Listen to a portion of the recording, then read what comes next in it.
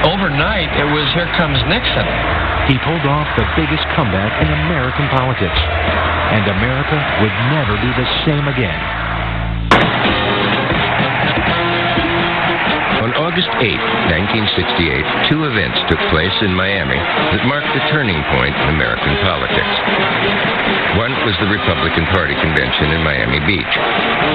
The delegates were overwhelmingly white, affluent, and suburban. Their party had failed to win the presidency in 7 of the last 9 general elections, yet they chose as their candidate a man whose name at the time was synonymous with lost elections, Richard Nixon. But I have news for you. This time there's a difference. This time we're going to win. Nixon was about to pull off the most stunning comeback in American politics. The other event took place 8 miles away in Miami's Liberty City neighborhood. A black protest turned into a battle with police. In 1968, America looked like a country at war with itself. Its cities were in flames. Its university campuses were battlegrounds. Its leaders were the targets of assassins. Two Americas were emerging from the mayhem. On the convention floor, Richard Nixon made it clear he was listening to the voice of only one of them. It is the voice of the great majority of Americans, the forgotten Americans, the non-shouters, the non-demonstrators. This, I say to you tonight, is the real voice of America. Nixon brought down the curtain on the liberal 60s that night. He ushered in a long period of polarization that would define the political culture for decades to come. How he did it is the flip side of the 60s story.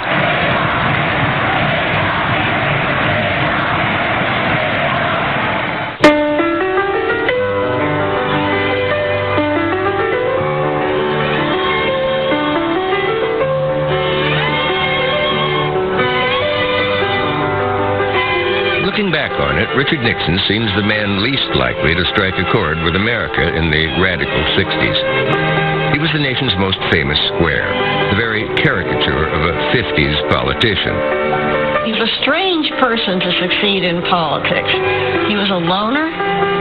He didn't particularly like people, but he was a very smart man and a very driven man. He projected the image of the ideal family guy, the average Joe who wanted the same things most people did. A home in the burbs, 2 kids, 2 cars, and all the latest household gadgets.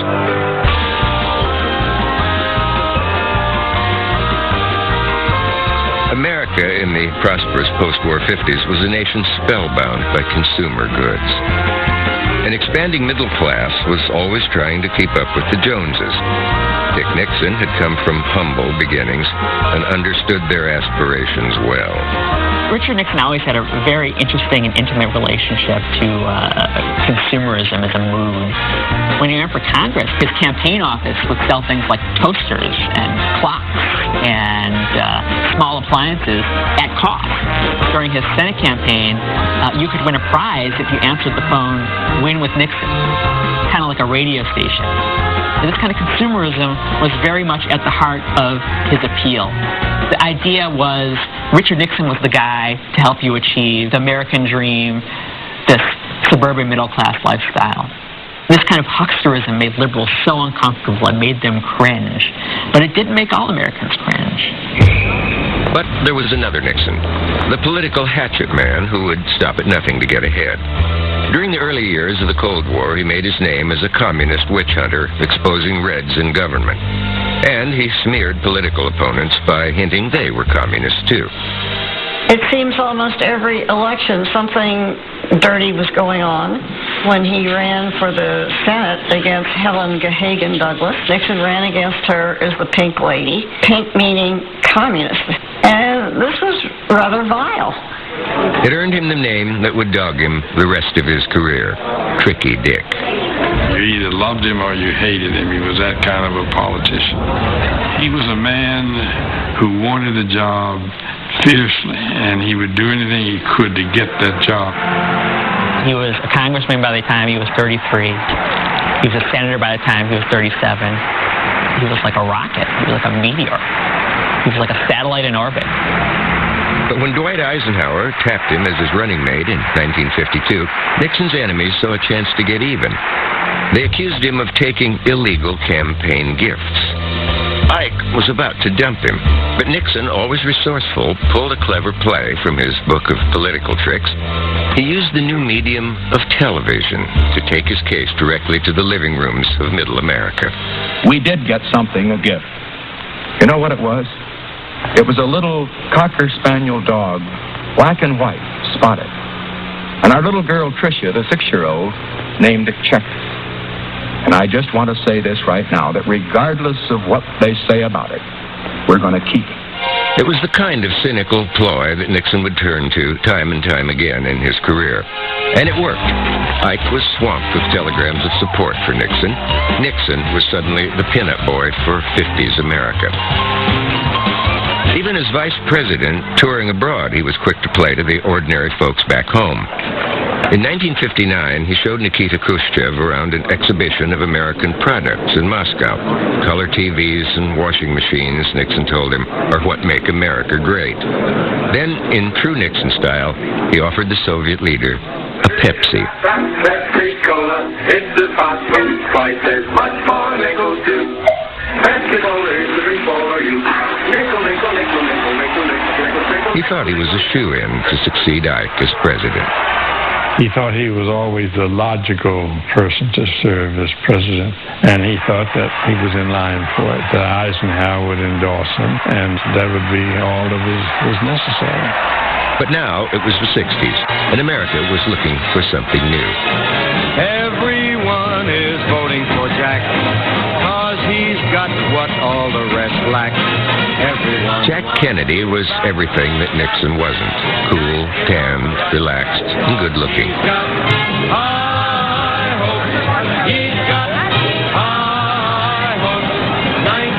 He attacked the complacency of the 50s and called the nation to a higher purpose. The new frontier is not a set of promises. It is a set of challenges.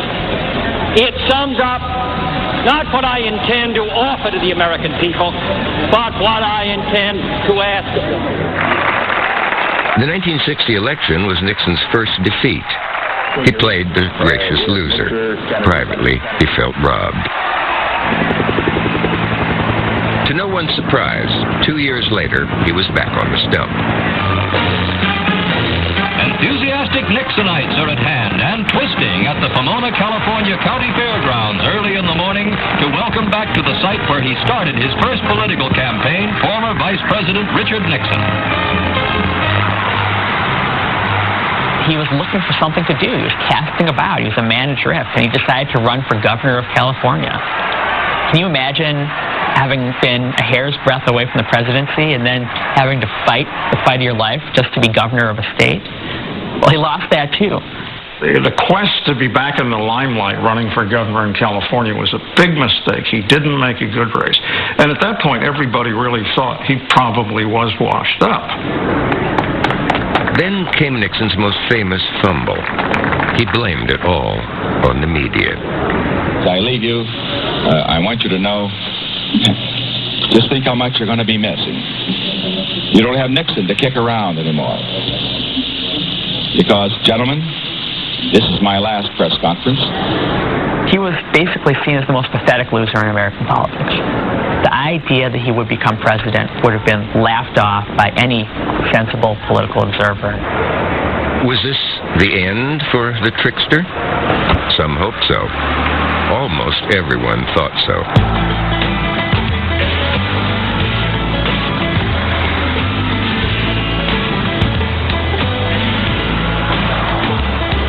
America moved on without Dick Nixon as the feel-good 50s gave way to the do-good 60s.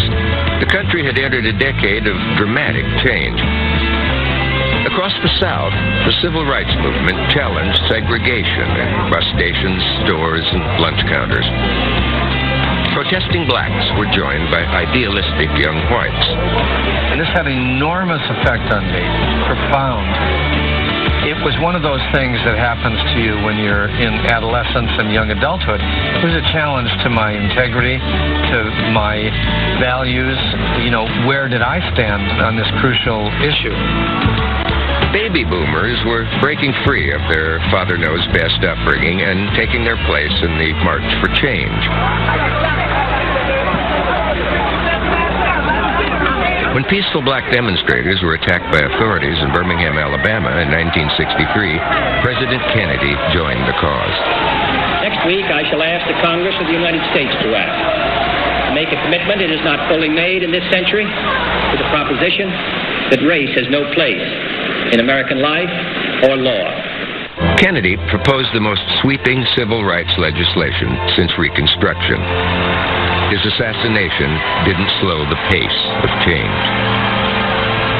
Taking over for Kennedy, Lyndon Johnson vowed to push the bill through Congress.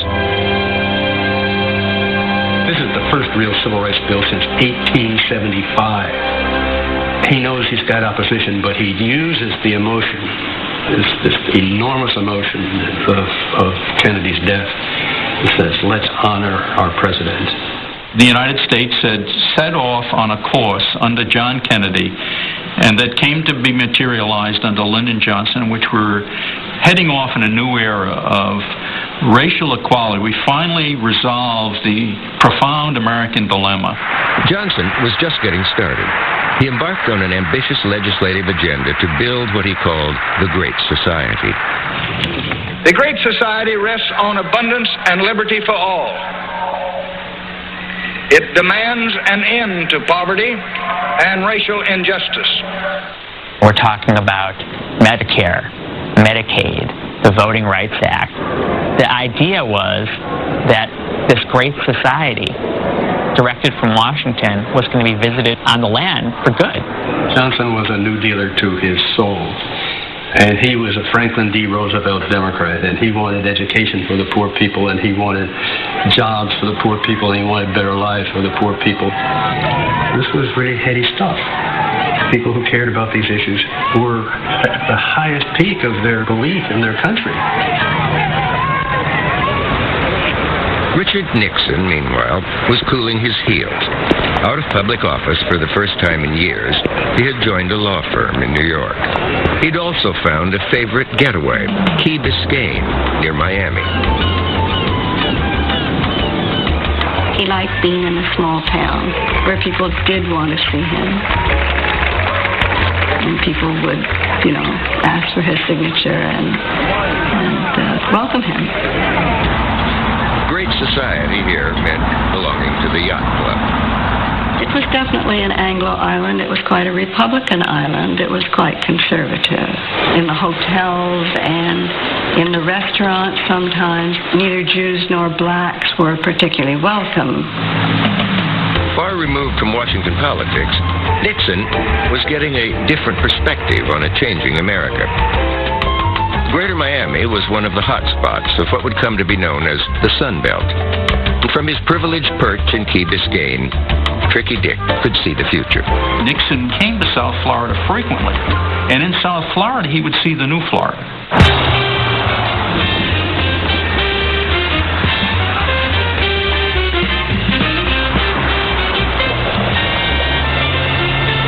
Americans were on the move. Northerners and Midwesterners were fleeing declining cities and heading south. In Florida and other Sun Belt states, they were finding better jobs and a more laid-back lifestyle. Not all that many people could really go there until you developed air conditioning. And so therefore you had both coolness and sunshine as central ingredients of the population growth. Florida was emerging. It was the 11th state in the nation at that time. Now it's the 3rd or 4th. All this emergence allowed Nixon to come along. Back. A place like Florida, you had your white picket fences, you had your backyard pools. It was like a bourgeois utopia. Florida was filling up with Richard Nixon's kind of people. Republican-leaning retirees and young families looking for their slice of the American dream. It didn't take long for Nixon to put the pieces together. He'd also seen what was happening in California. He knew that there were a lot of similarities between California and the Florida he was seeing, and he surmised that the same sort of thing was happening in Texas and perhaps in border states like Virginia and North Carolina. In 1964, Republicans nominated a man from the Sun Belt for president, Arizona conservative Barry Goldwater.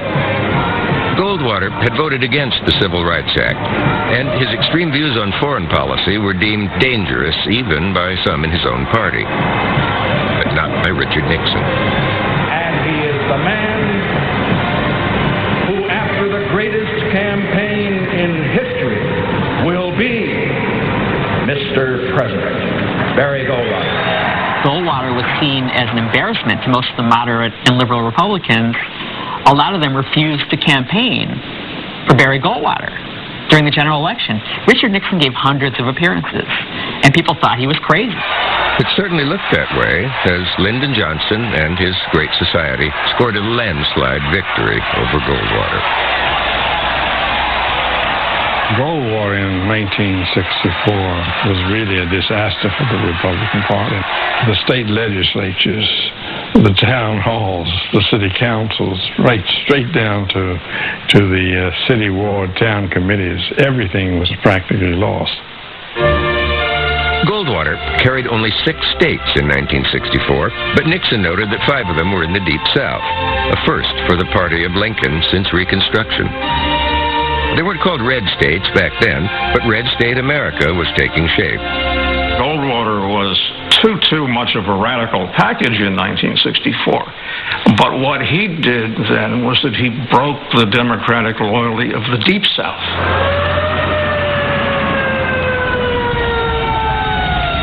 9 months later, events across the country would change the political landscape still further.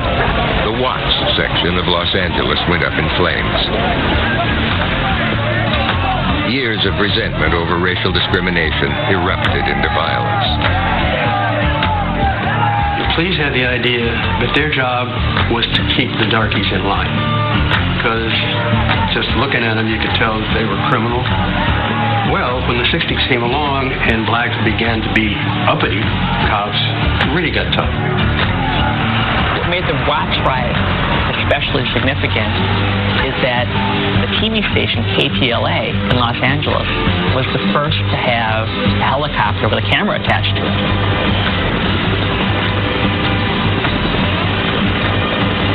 So basically you had the whole nation watching this live TV show for 4 straight days of black people burning down what looked like the city of Los Angeles.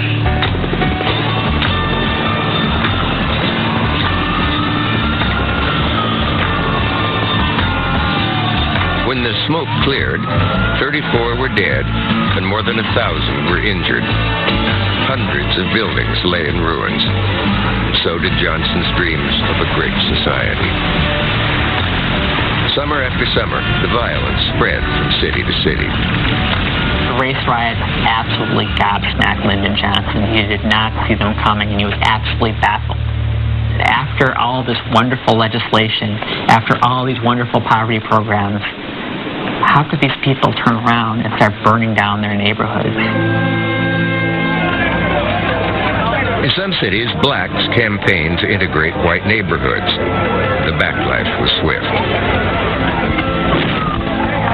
Martin Luther King Jr. joined marchers in Chicago, and they were met by crowds of angry whites.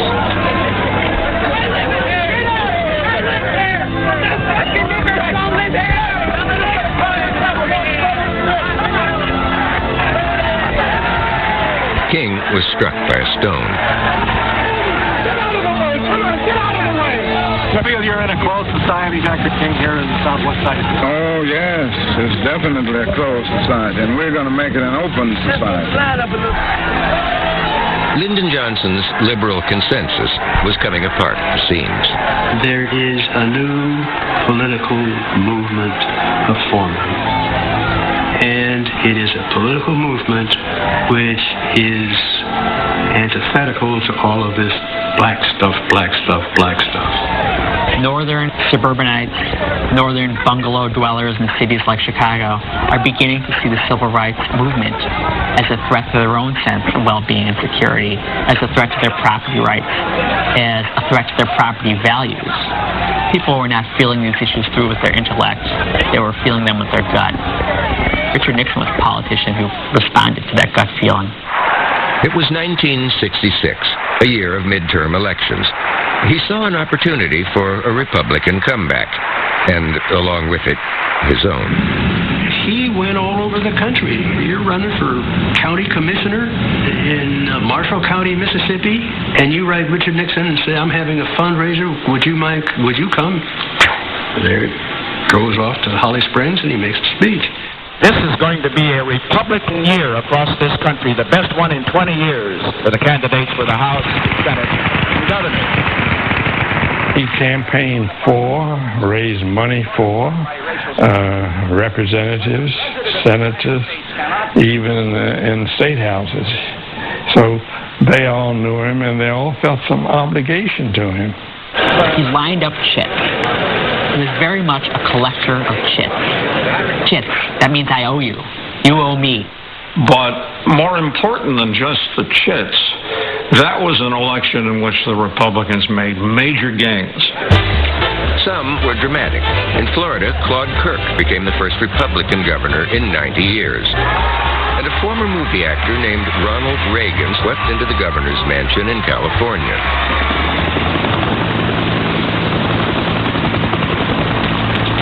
But these developments alone wouldn't be enough to bring Nixon back. An unpopular foreign war would help. Johnson's great historic mistake was that he promised us that he would not send American boys to fight in Vietnam. As clear as that. I will not send American boys to Southeast Asia to fight in a land war. And then he did. Vietnam was a disaster. The country was so divided, it was perhaps more divided than at any time since the Civil War. A growing anti-war movement filled the headlines. But below the radar, a conservative counter-movement was also on the rise. In 1967, I was a freshman at the University of Wisconsin, a true hotbed of anti-war activism. At that moment, even with all of the activists at Wisconsin, the largest single club on the Wisconsin campus was the Young Republicans. We had an awful lot of people who didn't particularly like the war, but they'd prefer that we win it if we could. And they weren't going to support the people who jumped up and down at the liberal rallies.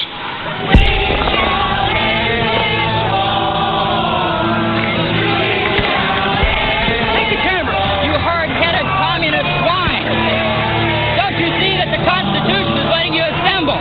That communism would strike it down, would strike down everything our government stands for. Is there some way that we can get together? Is there some way we can reconcile our differences? Because I have a son that's going to go into the army. With Americans at each other's throats, Tricky Dick found Johnson's most vulnerable spot and inserted the knife. The administration now is committing America to the kind of a war that we should not be fighting in Vietnam. It's a ground war, and it's a long war. That's the kind of a war the communists want, because they want to bleed us white. What he was trying to do was get under Lyndon Johnson's skin, to make Lyndon Johnson call out Richard Nixon by name as a competitor. Suddenly, Richard Nixon was on the front page again. Richard Nixon was in the news. Richard Nixon was a debating partner of the president. Richard Nixon was the leader of a leaderless opposition party.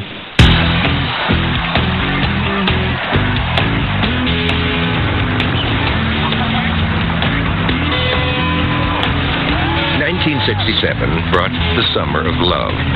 Many young Americans, disillusioned with politics, were turning on, tuning in, and dropping out. Going on simultaneously was a growing dissatisfaction with with American life, the commitment to materialism. The youth was rebelling against that. Very quickly, the promise of the 60s turned into bitterness and polarization and what you call the generation gap. The parents of that era came out of a very routinized existence of job, family, suburbs.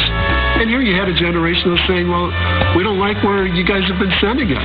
You know, we don't like when you're sending us into this routine. We don't like when you're sending us to the war. Finally, a generation said enough of that stuff. In the 60s, a lot of the left was talking about America as if it was this awful, horrible place. The word of the day was alienation. The kind of folks who followed Richard Nixon didn't necessarily feel that alienation. They were perfectly happy to live in a middle-class consumer society. The 60s and the counterculture were perfect for him to run against. The country was virtually on the brink of a nervous breakdown. And Richard Nixon, having persevered, offered himself as the person who understood the concerns of, he would have said, the common man, at all these things going on. And he was going to bring calm and peace and order.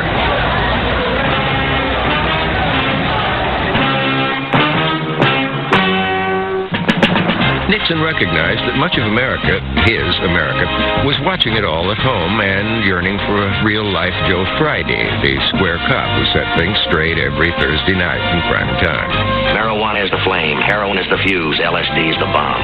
You may sell that jazz to another pothead, but not to somebody who spends most of their time holding some sick kid's head while he vomits and retches sitting on a curbstone at 4 o'clock in the morning.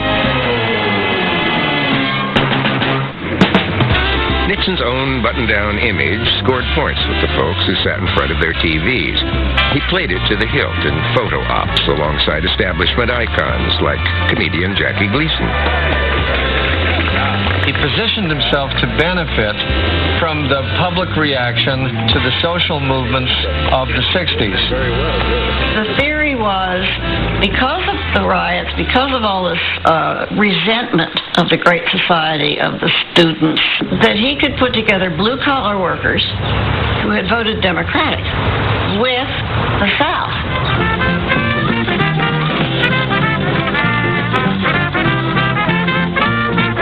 Nixon embarked on a Southern strategy to win friends and influence voters in Dixie. He saw Florida as an essential component and made an uninvited appearance at the social event of the season in Palm Beach, the wedding of Governor Claude Kirk. The reception, of course, was in a grand ballroom full of cameras and people who wanted to be seen, and drew a hell of a crowd and a lot of media coverage. Anybody was invited. You didn't have to be invited, really. A lot of people just showed up. All of a sudden, Nixon arrived and said, "Hey, Claude, how are you?" It was good press. It all worked like a charm. Nixon was back in the limelight.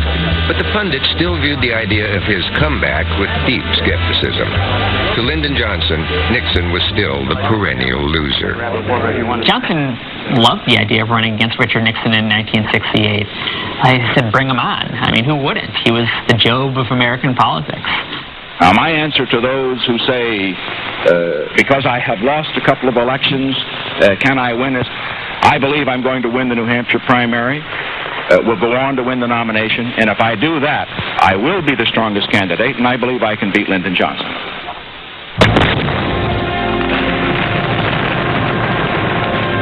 But Nixon wouldn't face Lyndon Johnson in 1968. The North Vietnamese offensive at the start of the year convinced many that America was losing the war. A dejected Johnson announced that he wouldn't seek another term. The president was overwhelmed by the war. The mod of Indochina would pretty much end his great society. I hated the war, and by the end of the administration, I hated Johnson as well. It was a year of gut-wrenching calamities. Martin Luther King Jr. was assassinated. Bobby Kennedy entered the presidential race. He, too, was gunned down. With his death, the Democratic nomination would go to Vice President Hubert Humphrey. It doesn't make any difference where you're from. It's what you stand for. Bad news for Nixon was the entry into the race of Alabama Governor George Wallace. America's most outspoken segregationist was running as an independent. He threatened to cause Nixon precious Southern votes. Nixon, it seemed, could kiss his Southern strategy goodbye.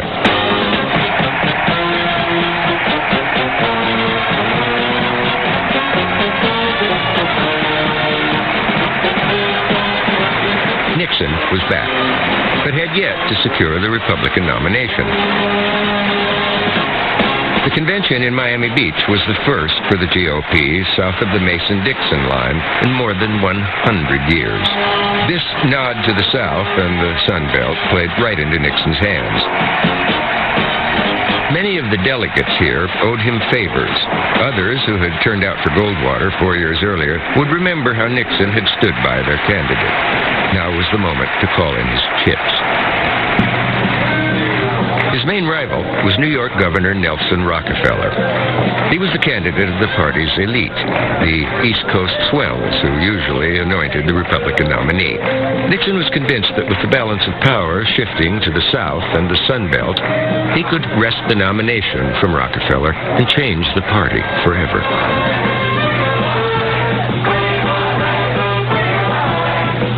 But an unexpected challenger stepped in to block Nixon's way. Ronald Reagan makes a last-minute entrance into the presidential race. And he's basically the rock star of the 1968 convention. All these hard-fought delegates that Richard Nixon has been lining up since 1966 were going to break for Ronald Reagan. Reagan was seen as a winner. He'd won the governorship that Nixon had lost so badly. Reagan knew how to deal with the student unrest. Reagan cracked down hard, and this made him very popular in California. So Nixon had this kind of envy, worry about Ronald Reagan. I nominate for the high office of President of the United States His Excellency, the Governor of California, the Honorable Ronald Reagan. And I place in nomination the man for our time, Nelson Rockefeller. Nixon suspected Rockefeller was in league with Reagan to shut him out. Another dump Nixon movement seemed to be afoot.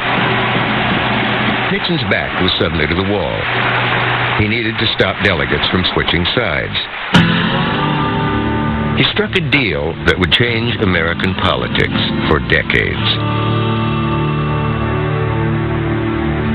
Senator Strom Thurmond of South Carolina was a former Democrat who'd split with the party over integration. Now he was a kingmaker at the Republican convention. Nixon had won points with Thurmond on one of his trips through Dixie. He'd done it in typical Nixon fashion. There's an amazing story about how he won Strom Thurmond's loyalty. It was the second time in his political career that he was saved by a puppy. Strom Thurmond had an aide named Harry Dent. Harry Dent's family dog had just died. Nixon had found out. So he dispatched a new puppy to the Dent family. Harry Dent was so charmed that he gave Nixon the red carpet treatment when he came to Columbia, South Carolina. Nixon ended up giving a speech in which he said, Strom Thurmond is no racist, which is exactly what a racist like Strom Thurmond wanted the world to know.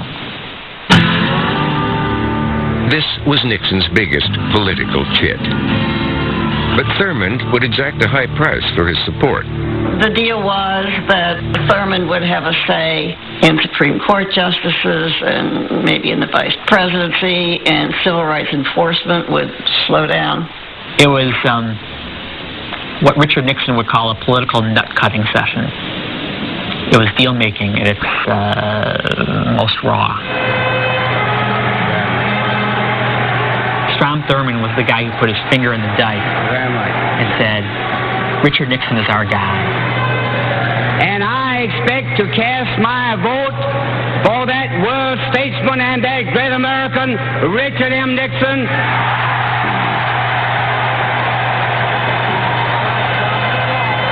And South Carolina's votes will go with me. To Nixon's detractors, he'd sold his soul to the devil. To his admirers, he'd cunningly redrawn the political map to manufacture a remarkable comeback. He turned the party of Lincoln into a party that welcomed segregationists. That's how he put together, a new coalition. Alabama cast 13 votes for Dick Nixon, 12 votes for Ronald Reagan. Arizona cast its 16 votes for the next president of the United States, Dick Nixon. The state of California proudly casts all of its 86 votes for our great governor, Ronald Reagan. The roll call didn't seem to be going Nixon's way. Then the Florida delegates voted. Florida, the host state, cast 32 votes for Richard Nixon, 1 vote for Governor Reagan, and 1 vote for Governor Rockefeller.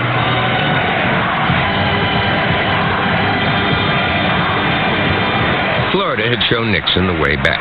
Now it gave him the lead that propelled him to victory.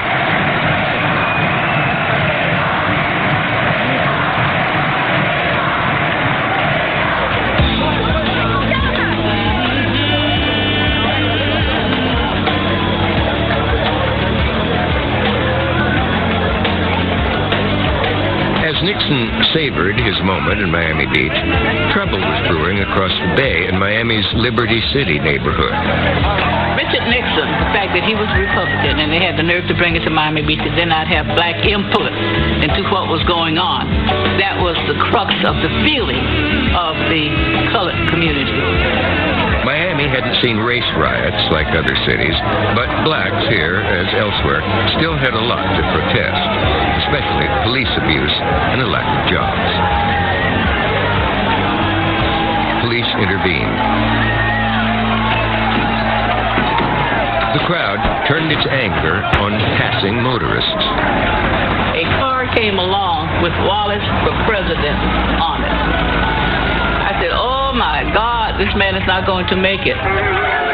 Those kids out of the project blocked that car, pulled him out, and started beating him. Fortunately, the persons who worked in Tiny's liquor store grabbed him to save him.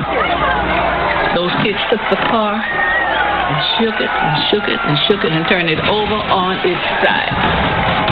And they took a match, opened the gas tank, and put the match in the gas tank. When that happened, all hell broke loose all over Dade County. I was on the convention floor, so I said, okay, get the mayor of Miami and had him brought to me at Liberty City. And we just walked into the crowd and said, no, what was all this about? They stood up on a big truck, and I can recall the governor saying to us, what is the problem? And I can recall some of the blacks told him, you know what the problem is, why would you ask us that? And they started throwing rocks, and they got the governor out of there right away.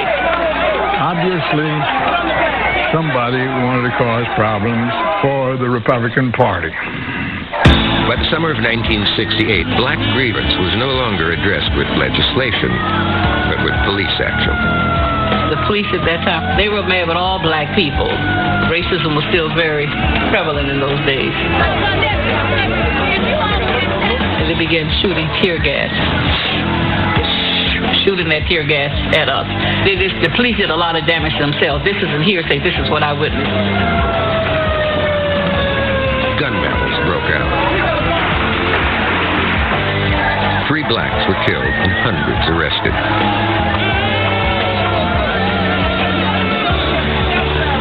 But there was something different about this riot. The media gave it relatively little attention. In Miami Beach, the Republicans gave it even less. Did it have any real impact upon the convention? No. It didn't. It was an isolated incident. Sad but true. In his acceptance speech, Richard Nixon recognized that America was dangerously divided. As we look at America, we see cities enveloped in smoke and flame. We hear sirens in the night. We see Americans dying on distant battlefields abroad. We see Americans hating each other, fighting each other, killing each other at home. And as we see and hear these things, millions of Americans cry out in anguish, did we come all this way for this? He then gave notice that he was no champion of the people in the streets. He was on the side of those whose voice was drowned out by the liberal 60s. It is the quiet voice in the tumult of the shouting.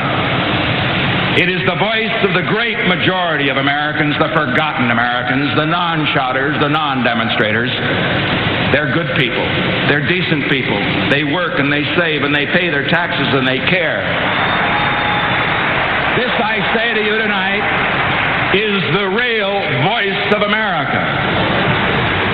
The people that were called the forgotten Americans by Nixon, they were the beneficiaries of the post-World War II period. They lived in relative affluence in the suburbs. They were against dope smoking. They were in favor of having their kids drafted and sent to Vietnam to make a man out of them. We didn't see that they could be the swing constituency in the 1968 election. Afterward, Nixon celebrated quietly at a favorite haunt on Key Biscayne. It was a place where the 60s didn't intrude, where show tunes, not rock songs, were the order of the day. When he walked in, I stopped whatever was playing, and I played one of his favorite songs, The Impossible Dream. So he gave me the victory sign. He liked that song a lot.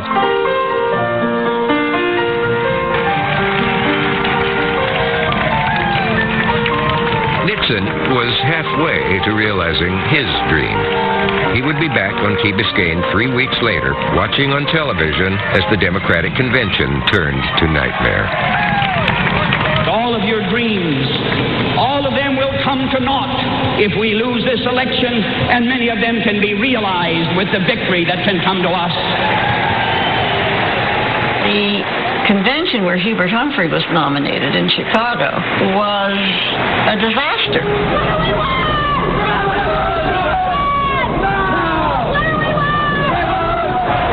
Thousands of anti-war protesters descended on Chicago. Democratic Mayor Richard Daley labeled them terrorists and turned the police on them. The intention of these terrorists was openly displayed. They repeatedly said and stated they came to Chicago to disrupt the National Political Convention and to paralyze our city. Misinformation on a scale that we never saw again until Iraq about yippies polluting Lake Michigan with LSD and so on. And there would be a black uprising on the shores of the lake that would overthrow the government of Mayor Daley in Chicago, and that all this could be prevented only by thousands and thousands of troops, denial of permits, no sleeping in parks, no marching in the streets, and that caused Chicago.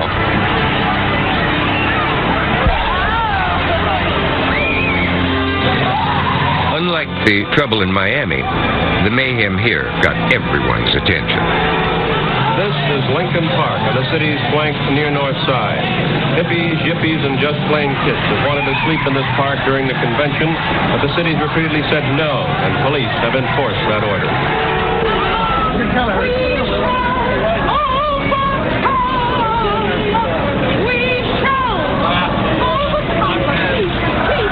The chaos captured on national television overshadowed the convention. Hubert Humphrey's campaign was badly damaged. Nixon would pick up the pieces. Richard Nixon benefited from the tensions of the moment. He wasn't a man of his times in any way, except that he was a cipher was able to take advantage of that incredibly tense moment in American history. Overnight, it was here comes Nixon. Stand up and let's take the band up. Who's left in this land up? Yes, Nixon's the one to go. We'll shout it. Nixon hit the campaign trail.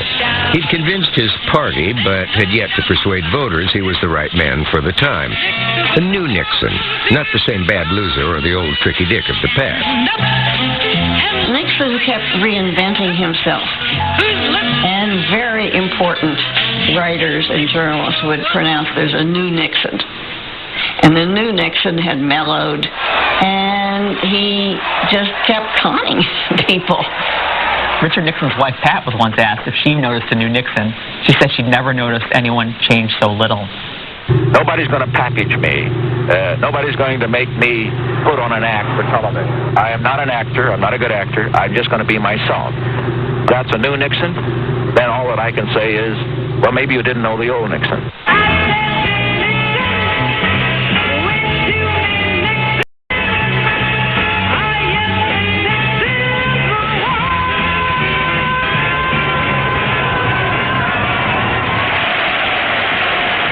Nixon was shrewd. He knew what he wanted. He knew how to get it. And nothing was going to stand in his way. When a nation with the greatest tradition of respect for the rule of law is torn apart by unprecedented lawlessness, when a nation that is supposed to be the symbol of opportunity for the whole world to see is torn by racial strife, then it's time for new leadership and a new president, and that's what we're going to do in 1968. Richard Nixon's political genius was to pick up on people's fear and dread of disorder. Nixon has a Southern strategy, knows a lot of white people out there who don't like what's been going on in the country, and he can clothe it over in law and order. Well, part of the Southern strategy, of course, is run around the euphemism law and order. And that's a pitch to suggest that civil rights has gone too far. And we need to turn the dial back. Vietnam was also widening the national divide. Nixon's campaign appealed less to those who wanted to end the war than to those who wanted victory. I believe that we have wasted America's military might by using it gradually rather than effectively. He implied he had a secret plan for peace with honor. A reporter asked him if he had a plan to end the war, and Nixon said yes. So technically he never said he had a plan to end the war, but he didn't have one. There was no plan. In fact, as the race with Humphrey tightened, Nixon feared that peace talks going on in Paris would produce a deal that might hand the Democrats the election. Johnson was trying to rig the peace talks to help Humphrey.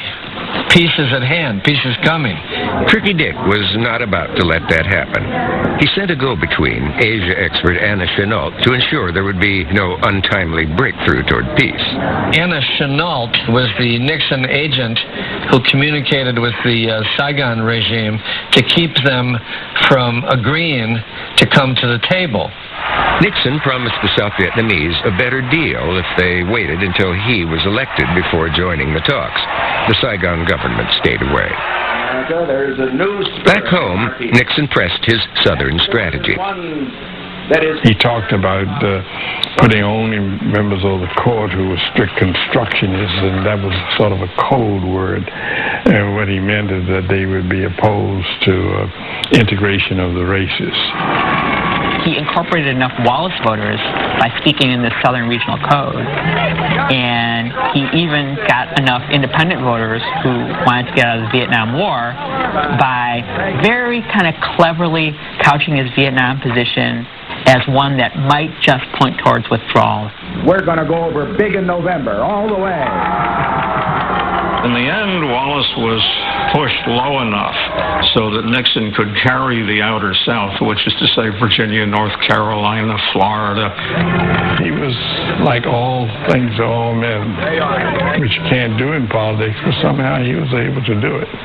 Nixon barely won in 1968, but by scrambling and scratching and climbing and working, he won. His Southern strategy worked. Nixon pulled off the unthinkable comeback. Having lost a close one 8 years ago and having won a close one this year, I can say this: winning's a lot more fun. He did it in defiance of the pundits. I think the media really misread the 60s. They were caught up in it. They thought it was exciting. They were anti-war. They were countercultural. They misread this as a great national trend because it was a great trend among people they knew. There was this invisible current just beneath the surface of fear of social change, and Richard Nixon harvested that to become the most powerful and influential politician of the 60s. I, Richard Billhouse Nixon, do solemnly swear. He had won the presidency by exploiting the issues that split the nation. He took office promising to heal the fractures. The Constitution of the United States. But once in the White House, Nixon did just the opposite. He lost no time in paying his debt to Strom Thurmond. He hired Strom Thurmond's political aide, Harry Dent. He said, don't do anything on civil rights without checking with Harry Dent first. He immediately got to work on a strategy to stay federal judges' orders that schools had to integrate. The heyday of civil rights progress was over.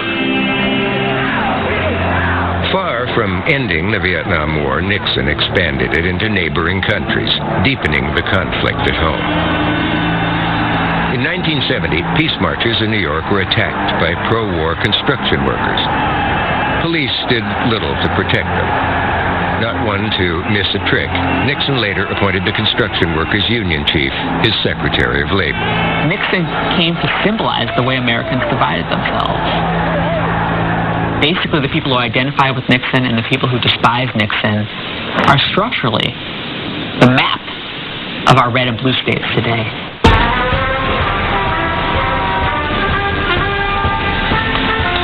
In the summer of 1972, Miami Beach hosted the conventions of both parties. Nixon was reelected, this time resoundingly. He had succeeded in remaking American politics in his own image. And his so-called forgotten Americans would eventually help the GOP take the White House 7 times in 10 elections. 4 decades after he brought the 60s to a close, Nixon is most often remembered for the Watergate scandal that drove him from office. But his most significant legacy may well be the divided America he left behind. To learn more about Nixon's the One, the '68 election, visit nixonstheone.org. Nixon's the One, the '68 election is available on DVD. To order, visit us online at shopwlrn.org.